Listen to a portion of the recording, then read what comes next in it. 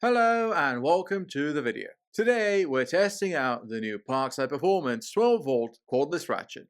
The model is PARP A1 20. But before we dive in, I'll be honest, I probably wouldn't have bought this at the price it was listed for. So please do me a huge favor, and if you enjoy the video, give it a like, leave a comment, and don't forget to subscribe for more content like this. Alright, now let's get into it. This is the brand new Parkside Performance 20V Cordless Ratchet, and it's a brushless model which comes with a 20V 2A battery and a 2.4A charger. Now, first things first, I've got to say this thing is absolutely massive, and the battery sticks out like it's an afterthought. I personally think an inline battery design would have been better, but I guess Parkside did try to solve the size issue by making the head rotate. You can lift this collet, twist the head, and lock it into one of 4 preset positions. But the head is still noticeably bulky. And for those of you who like this sort of thing, this is a 1/2 inch drive ratchet. Personally, I'm more into 3/8 inch or 1/4 inch ratchets these days, but hey, it's all about personal preference.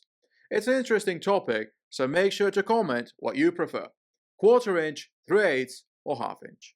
Now, let's talk about something that's a bit of a hassle, which is the trigger lock. Now, in order to gain access to a trigger, you have to depress the trigger lock first. This wasn't a big deal on my old Parkside 12V ratchet, but I still ended up modifying it to bypass the lock. On this new model, however, the spring seems way thicker. Well, that's the case on mine at least. So I have to put a lot more force into it than I expected. And after a while, it becomes not just annoying, but uncomfortable. So yeah, I'll be removing that lock pretty quickly.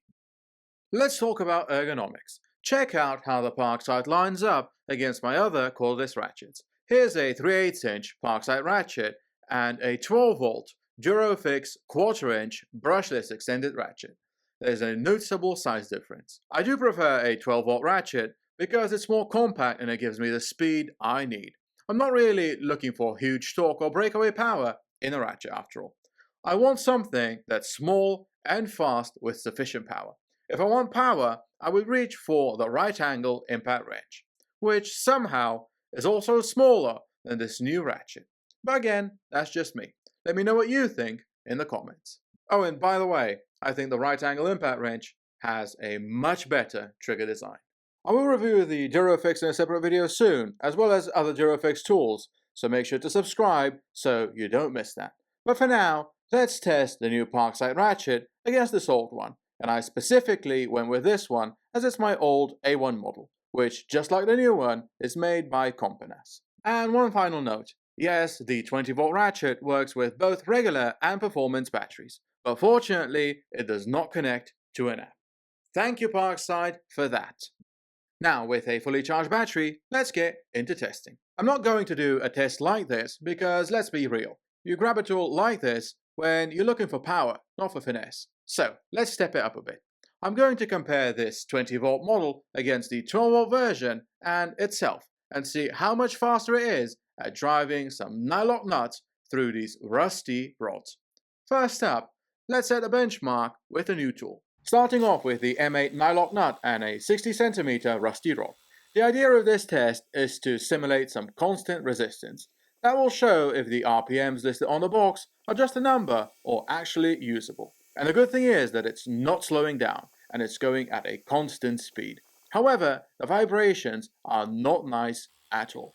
Still, inevitably, it gets to the end with a time of just over 1 minute and 40 seconds. In fact, the ergonomics are so bad, I just can't bear to reverse the nut out with the ratchet. And now on to the 12V version, once again with a fully charged 2A battery. This is actually one of my oldest and most used tools when it comes to working on cars and bikes. This may not have all the power in the world, but its small size and lightweight make it a great tool to have. However, while it isn't struggling here, it is falling behind and bogging down at times, something the much larger 20V ratchet did not do. But in the end, it does manage to complete the task, albeit 30 seconds slower.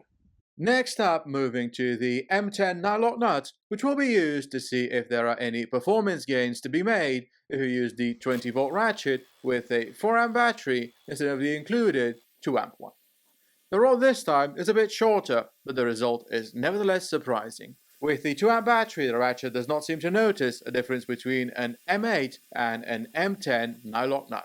It still carries on just like before, not slowing down at all. However, the ergonomics and vibrations from this are giving me severe carpal tunnel syndrome.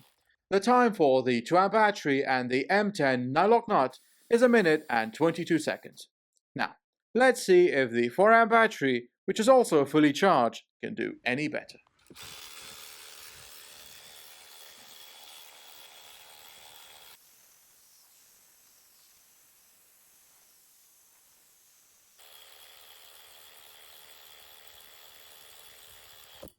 At least they got the battery right. I can't seem to find any performance gains with a larger 4 amp battery, because the time is just about identical. I am fully aware that some of you might be upset by my earlier comments, but hear me out. Wouldn't you prefer a 12-volt brushless extended ratchet from Parkside instead of this massive 20-volt model? Just imagine this sleek and simple 12-volt design with a brushless motor and an extended head, and ideally somewhat more extended than it is on the 20-volt version. And in that case, no head rotation would be needed, and I think most of us would go for the 12-volt version. But what do you think? Let me know in the comments. Now, let's address the power side of things. I've seen a lot of comments online about the power of this tool, but if you look at the box, it's clearly marked 75 Newton meters for manual breakaway use. But just to double check, I'm going to test it using wheel bolts. And I'm not suggesting you use it on wheel bolts, but they're the easiest thing to test with. I've set one up to 25 Newton meters, another one to 50 Newton meters, and the last one to 75 Newton meters. So then, let's start off easy with the 25 Newton meter bolt. And, as we all expected, there are no problems at all. Let's move on then. Next up is the 50 Newton meter bolt, and that one is going to prove a lot harder to move. As you can see by the flashing LEDs, I tried multiple times, but it never moved it. I even adjusted the camera so I could show you that I'm fully pressing the trigger. But on the 10th attempt or so, it did manage to undo the bolt. But in any case, that's not exactly how a cordless ratchet should be used. Now let me demonstrate what I mean using the final bolt, which is set to 75 Newton meters.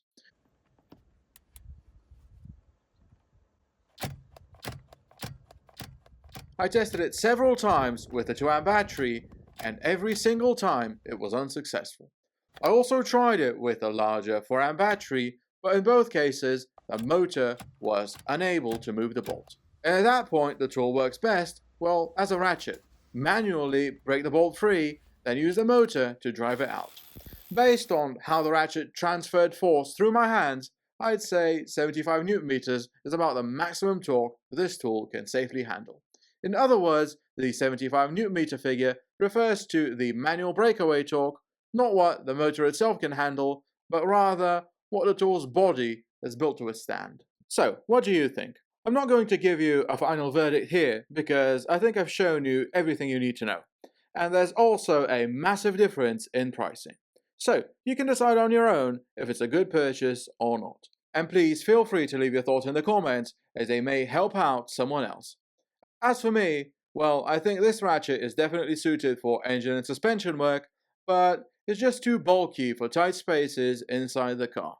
And honestly, I think Parkside missed a big opportunity here. They could have kept the same basic design, but imagine if they had made it something of an insider ratchet. I mean, they already have the sockets for this sort of thing, don't they? Now that would have been a game changer, and I think they could have sold loads more. Who knows? Maybe that will be their next product. But if it is, make it a 12-volt one, please. A few moments later.